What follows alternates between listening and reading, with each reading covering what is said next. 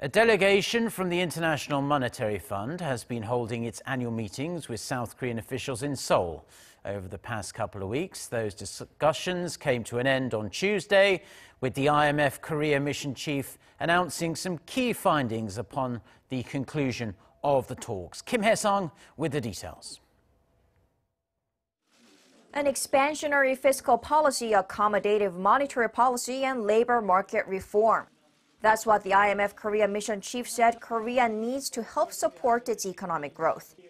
The IMF said Korea has strong fundamentals, including skilled labor force, low public debt, and ample foreign exchange reserves, but that the local economy faces headwinds like sluggish investment, slowing global trade, and rising inequality.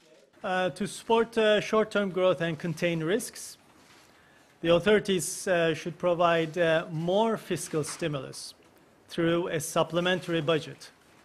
The IMF Korea Mission Chief said the Moon administration's expansionary fiscal policy is a move in the right direction.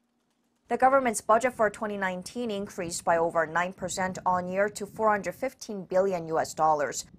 But with exports Korea's main driving force set to slow down amid sluggish global trade, he recommended a supplementary budget of 0.5% of its nominal GDP, or around $8 billion this year, to support growth. Korea's unemployment rate hit 4.4% in January, making it the highest figure in 9 years. To actually help promote long-term inclusive growth and create jobs, the IMF said on top of low interest rates, labor market reform is key.